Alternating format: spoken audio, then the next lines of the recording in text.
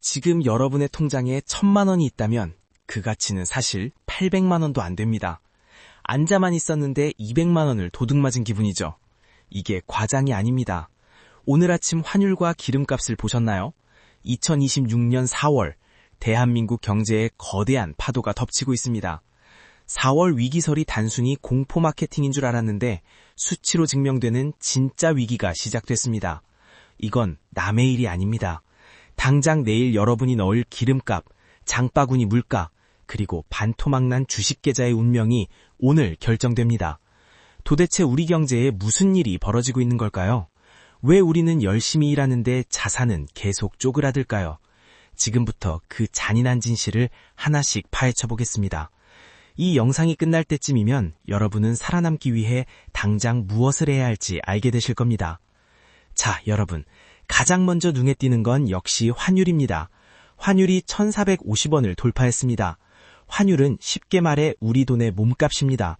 우리 돈의 가치가 떨어지니 남의 나라 돈을 살 때 더 많은 돈을 줘야 하는 거죠. 그런데 이게 왜 무섭냐고요? 우리나라는 기름부터 밀가루까지 거의 모든 걸 수입합니다. 환율이 오르면 수입 가격이 치솟고 결국 우리가 먹고 마시는 모든 물가가 수직 상승합니다. 그런데 이건 시작에 불과합니다. 진짜 문제는 기름값입니다. 지금 주유소 가기 무섭다는 분들 정말 많으시죠? 중동 정세가 요동치면서 국제 유가가 배럴당 100달러를 넘보고 있습니다. 기름값 2,000원 시대가 다시 현실이 됐습니다. 여기서 구체적인 상황을 한번 상상해 보세요.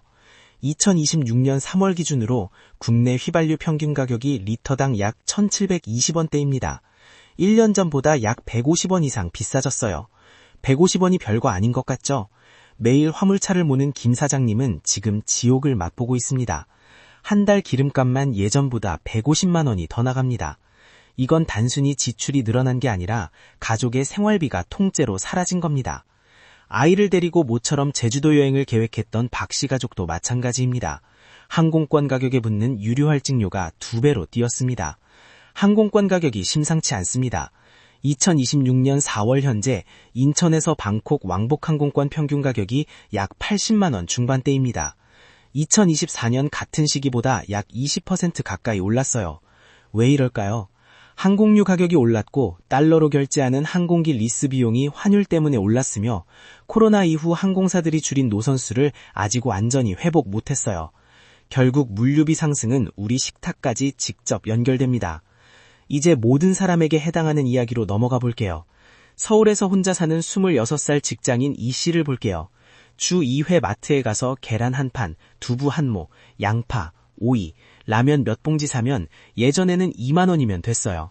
지금은 같은 걸 사는데 3만 원이 나오는 경우가 있습니다. 월급은 그대로인데 장바구니 예산은 피부에 와닿게 뛴 거예요.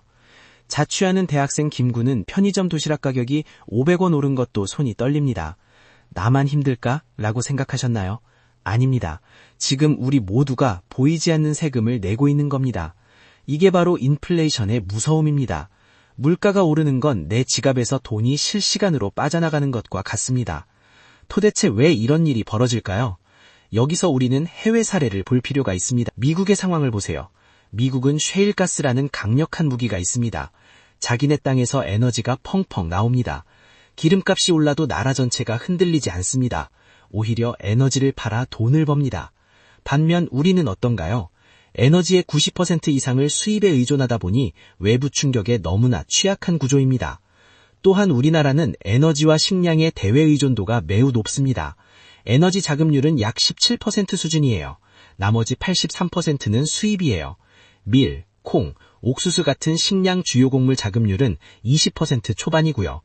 이 구조에서 환율이 오르거나 국제 원자재 가격이 오르면 우리가 통제할 수 있는 건 거의 없어요. 수입해야 하니까요.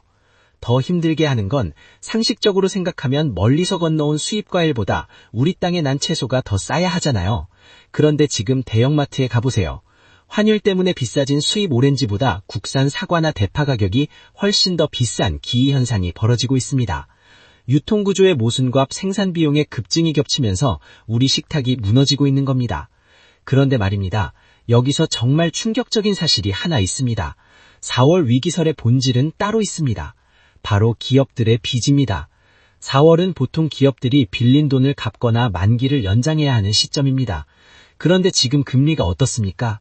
너무 높습니다. 돈을 빌려준 은행들은 이제 몸을 사리기 시작했습니다. 이 기업 돈 못 갚을 것 같은데? 라는 의심이 시작되면 자금줄이 막힙니다.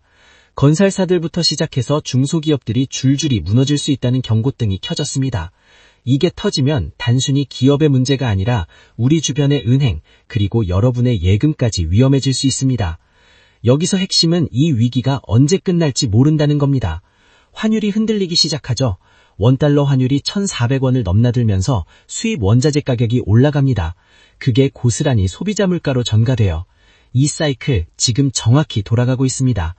개인 투자자들은 지금이 저점인가 하고 들어갔다가 끝없는 지하실을 경험하고 오르락 내리락 전에 없던 주식 사이클에 정신이 없습니다. 외국인들은 환율이 오르니 한국 주식을 팔고 떠납니다. 환율이 높을 때 주식을 팔아 달러로 바꿔나가야 손해를 안 보니까요. 진짜 문제는 지금부터입니다. 4월 15일, 이날은 미국 정부가 대중국 고율관세의 유예기간을 공식 종료하는 날입니다. 쉽게 말씀드리면 지금까지는 일단 잠깐 봐줄게 였던 게 이날부터는 이제 진짜 다 때린다로 바뀌는 거예요. 관세란 게 뭔지 잠깐 정리하고 갈게요. 관세는 다른 나라에서 물건을 들여올 때 부과하는 세금이에요. 쉽게 말해 수입에 붙는 통행료죠. 이게 오르면 수입 가격이 올라가고 그 비용은 결국 소비자가 냅니다. 여기서 핵심은 이게 미래의 일이 아니라는 겁니다. 이미 선반영이 시작됐어요. 미국이 4월 15일부터 관세를 본격 강화하면 글로벌 달러 수요가 급변합니다. 달러가 더 강해질 수도 있고 시장이 혼란스러워지면서 안전자산으로 달러 쏠림이 생길 수도 있어요. 어느 쪽이든 우리 원화에는 좋지 않아요. 환율이 더 올라가면 수입 물가가 더 올라가는 구조가 반복됩니다. 기업들은 4월 15일 이후를 예상하고 지금부터 가격을 조정하고 있습니다. 여러분이 마트에서 느끼는 그 슬금슬금 오르는 가격, 그게 이미 시작된 선반영이에요. 고물가, 고환율, 고직냐라는 3고 현상이 장기화될 가능성이 매우 높습니다. 기술 변화는 빠른데 우리 산업은 과거의 방식에 머물러 있습니다. 미래 전망을 해보자면 당분간 소비를 극단으로 줄여야 하는 시기가 올 겁니다. 현실적인 예시를 들어볼까요? 작년까지만 해도 한 달 식비로 60만 원을 쓰던 4인 가족이 있다면 이제는 같은 식단을 유지하기 위해 80만 원을 써야 합니다. 한 달에 20만 원, 1년에 240만 원의 추가 지출이 생기는 겁니다. 이건 아이 학원 하나를 끊거나 노후 저금을 해지해야 하는 정도의 적지 않은 금액입니다. 전문가들 사이에서는 2026년 하반기에 소비자 물가 상승률이 2%대 초반을 유지할 것이라는 전망이 많습니다. 그런데 여기에 4월 15일 이후 미중 무역 갈등이 심화되면 이 숫자가 위로 더 올라갈 수 있어요. 한국은행은 금리를 통해 물가를 조절하는데 금리를 올리면 물가는 잡히지만 경기가 죽어요. 지금은 그 사이에서 줄타기를 하고 있는 상황입니다. 이게 해결될 것 같지 않아요. 자, 이제 해결책을 고민해 봅시다. 전체적인 구조적 개선이 필요합니다. 첫째로 에너지 의존도를 낮춰야 합니다.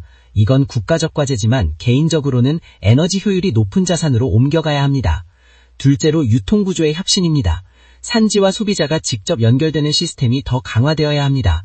그래야 환율에 덜 휘둘립니다. 셋째로 금융체질 개선입니다. 빚으로 쌓아오는 성은 반드시 무너집니다. 이제는 빚을 함부로 늘리면 안 됩니다. 지금은 현금을 확보하고 불필요한 빚부터 갚으셔야 합니다. 열심히 살았는데 더 힘들어지는 구조, 이게 제일 답답한 상황이죠. 내가 잘못한 게 없는데 왜 내 자산이 깎아나가야 하는지 억울해집니다. 여러분은 어떻게 생각하시나요? 지금 우리를 가장 힘들게 하는 건 무엇인가요? 치솟는 기름, 미친 환율, 아니면 답 없는 주식 계좌, 오르기만 하는 식료품 물가? 어떤 게 먼저 해결되어야 할까요?